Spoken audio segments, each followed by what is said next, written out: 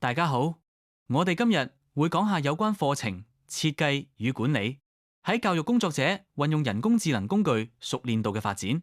人工智能工具現時喺教育領域嘅應用越嚟越廣泛，佢哋可以幫助我哋更高效咁規劃課程內容，甚至透過數據分析了解學生學習狀況，從而實現差異化教學。所以今日嘅內容將集中於幾類常見嘅人工智能工具，佢哋點樣幫我哋簡化日常嘅工作，例如進行課程規劃、數據分析、差異化教學同行政工作。而家我哋一齊睇下幾種常見嘅人工智能工具類型。其實 AI 喺教育上唔只得一種用途，佢可以好全面咁支援老師嘅工作。首先呢係寫作助理，可以幫我哋生成文章、說明、教案草稿，及埋省備課時間。多媒體製作，例如幫我哋做圖片、影片或者簡單動畫，令教材更吸引。再嚟呢係研究工具，可以快速整理資料、分析內容，協助老師做課前準備。另外仲有課程設計與管理工具，可以協助規劃課程架構、活動設計同學習目標。亦有多模態工具支援文字、圖片、聲音等唔同形式，方便處理複雜任務同埋範疇同內容設計工具，協助我哋生成單元內容、語文題目或主題活動。但係 AI 唔係取代老師，而係從多方面支援我哋，令教學更有效率、更具創意。接落嚟，我哋會講下用於課程設計及管理嘅人工智能工具。呢啲工具嘅目的係想幫助學校同老師以更系統化嘅方式規劃同實施課程。平時我哋做課程規劃，好多時都要整理大量資料，檢視學習需要，又要確保內容符合教育標準。AI 就可以喺呢度發揮作用。另外，AI 可以提供洞察、分析，例如學生學習表現、能力差異趨勢，從而支援我哋做更準確嘅課程決策。呢啲分析過往可能要花好多時間先做到，而家可以即時得到，對課程調整好有幫助。AI 能夠自動化處理重複性高嘅任務，例如整理資料、整合內容、產生初稿，減少老師喺行政或瑣碎工作上嘅時間，令我哋可以更專注喺教學本身。而且 AI 可以幫助確保課程內容符合教育標準，例如課程架構、學習範疇、能力指標等，避免教材偏離核心要求。另外 AI 可以協助開發個人化同具適應性嘅教材，透過分析學生程度、興趣、語言能力或特別需要， AI 可以產生更貼合唔同學生嘅課程內容，真正做到因應學習者需要去調整。所以課程設計及管理嘅 AI 工具可以提升我哋規劃課程、管理內容及照顧學生差異嘅能力，令整體教學更有效率、更有系統，也更能回應學生多樣化嘅需要。喺課程設計與管理方面，人工智能工具主要有4個主要功能。第一個係內容創作， AI 可以根據我哋輸入嘅學習目標同學生需要，自動生成教材內容。譬如教師輸入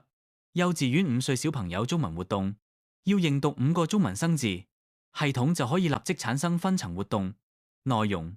教材，教師只需要作最後微調就可以完成一個活動，節省好多時間。第二個係數據分析， AI 能夠分析學生嘅學習表現，幫助我哋找出學習差距。好似系統發現全班喺中文認字上幼兒嘅表達較弱，教師就可以喺下一個主題加強相關活動，可以令課程調整更準確。第三個係客製化服務，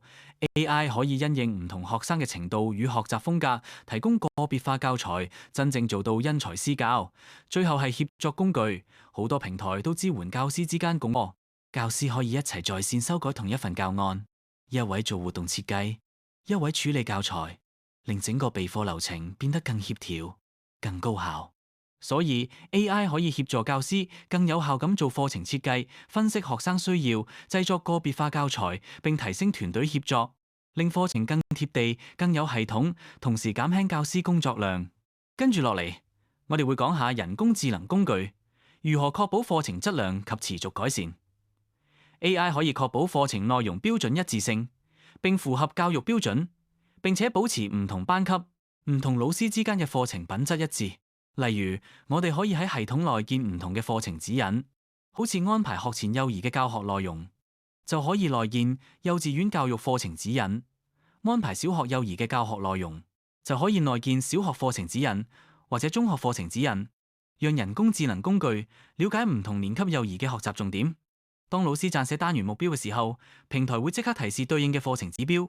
仲會提醒我哋有冇遺漏某啲範疇，避免出現教咗一半或者重複教嘅情況。第二係回饋機制。AI 可以自動收集學生嘅反饋同表現數據，協助我哋持續調整課程。AI 可以因應幼兒嘅表現進行課程回饋，老師就能夠睇到邊個活動最有效，邊個步驟學生整體覺得困難。咁樣喺下一輪教學時，我哋就可以即時作出改良，做到真正嘅循環式改善，教學質量自然提升。第三個功能就係評估整合性。評估整合性方面，AI 可以將形成性評量同總結性評量直接整合入課程流程。舉個例子，老師設定咗能解釋中文字形結構做學習目標，系統就會自動生成課堂問答、課後小測同單元總評量題目，而且所有學生嘅作答結果都會整合到同一個儀表板。老師可以即刻知道學生掌握得好嘅範疇同需要加強嘅地方。所以呢三種人工智能工具功能可以協助我哋保持課程品質，掌握學生嘅需要，並且做到有根據、有循環性改善。結果係令教學越做越精準，越做越貼近學生真正嘅學習情況，教學效率同成效大大提升。人工智能工具喺以下三個層面上特別有幫助。第一個係簡化工作流程方面。舉例講，老師只要輸入一個簡單嘅主題同時間框架，好似 K2 主題、交通工具，為期2星期，系統就會自動幫手排出每日嘅主題活動建議、家長通告嘅草稿以及所需教材清單啦。呢啲功能呢，大大減輕咗老師喺文書工作嘅負擔，令佢哋可以更加專注喺備課同教學質素提升上。第二，個人化學習途徑。人工智能透過分析學生嘅表現數據，自動生成差異化嘅學習活動，支持每用適合自己嘅節奏學習。例如喺數學課度，完成練習快嘅學生會即時收到挑戰題，而需要多啲練習嘅學生就會得到更多同類型題目。系統仲會提示老師邊啲學生可能需要面對面嘅指導。呢種量身定做嘅學習方式，令教學效果更理想。喺課方面，一啲人工智能工具可以幫助處理點名、作業追蹤同行為記錄嘅行政工作，令老師有更多時間專注同學生互動同創新教學方法。例如老師上堂用平板點名，系統會即時更新缺席記錄，並自動通知家長，同時整合作業提交情況，提醒老師邊位學生連續2次未交功課。呢啲功能有效提升咗教學管理嘅效率。所以人工智能唔單止提升咗老師嘅工作效能，仲促進咗學生嘅個人化學習同課堂管理。跟住呢，我哋會睇下一個具體嘅例子。Magic School 係一個由人工智能驅動嘅平台，佢嘅主要目標呢係簡化課程開發流程。呢個平台專為教育工作者設計，能夠提供度身訂造嘅課程計劃同資源。透過呢啲量身定做嘅工具，教師可以更加有效地吸引學生嘅參與，提升教學質素。以美國學區 Twin Rivers Unified School District 為例，佢哋嘅做法真係俾咗我哋好多啟發。喺學校管理課程方面，佢哋主要係靠 Magic School 呢個平台嚟維護課程嘅一致性。老師唔使自己慢慢逐個寫教材，而係喺已經設定好嘅課程架構底下，利用 Magic School 去產出教學素材，而非每位老師各自編寫一套課程，可以確保教材嘅質素同方向保持一致。唔止咁，教學組長同埋行政人員都會用呢啲工具去將學校整體目標、教師培訓同埋行政溝通完美咁對齊，既定課程同埋進度表，確保教學質素穩定提升。喺課程設計方面，教師主要係利用 Magic School 嘅教案產生器功能，佢哋可以根據現有課程內容，快速建立一個符合教學標準嘅教案。呢種方法可以提升咗工作效率，而且令教案嘅質素更加穩定同一致。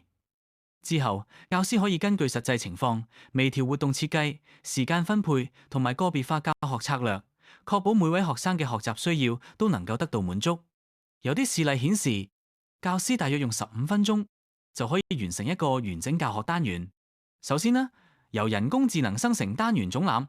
然後自動完每日教案、投影片大綱，甚至包括附有答案嘅評量工具。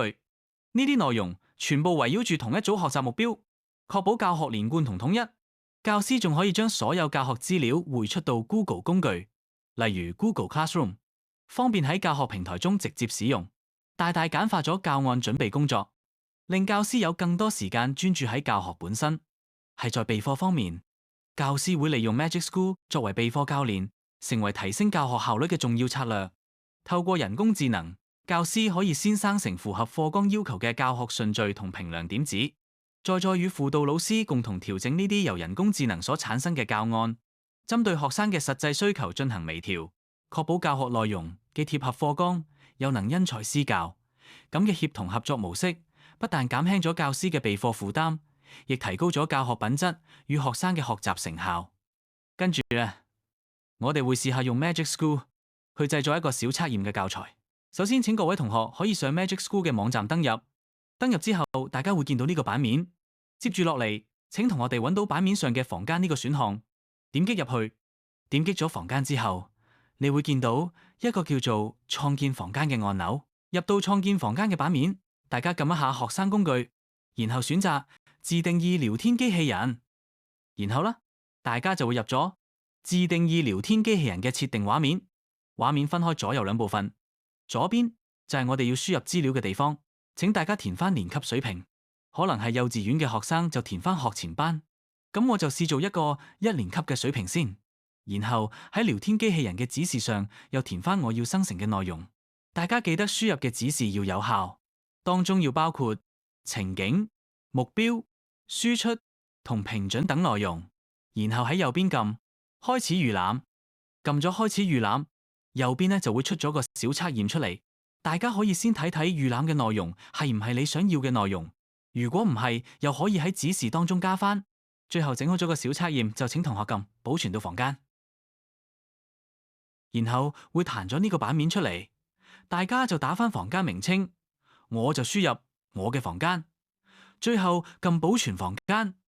你又可以揀要唔要分享 Magic School 嘅房間，佢可以有3個方式去分享，包括加入網址嘅方式，佢就會係俾咗條連結你，可以直接 send 俾其他人。第二個方法係 Google Classroom， 可以放入 Google Classroom 中俾其他人見到。仲有第3個係加入代碼，即係 QR Code 嘅方法去分享。咁樣你哋就生成咗個小測驗，跟住我哋會試下用 Magic School 去製作教案啊。首先請各位同學可以上 Magic School 嘅網站登入。登入之後，大家會見到呢個版面。接住落嚟，請同學哋揾到版面上嘅教師工具呢個選項，點擊入去，入到教師工具嘅版面，大家撳一下課程計劃，然後大家就會入咗課程計劃嘅設定畫面。我哋輸入翻年級水平、主題、標準或者目標，仲可以加入文件，令 AI 更加理解你嘅要求。就好似咁，我先輸入年級水平係學前班，又打翻主題嘅內容，然後仲加入幼稚園教育課程指引嘅網站。如果係中文嘅同學，可以參考小學課程指引或者中學課程指引，加入喺須對齊嘅標準集當中，最後就可以撳生成。等一陣啊，佢就可以生成份教案出嚟，非常快捷簡單。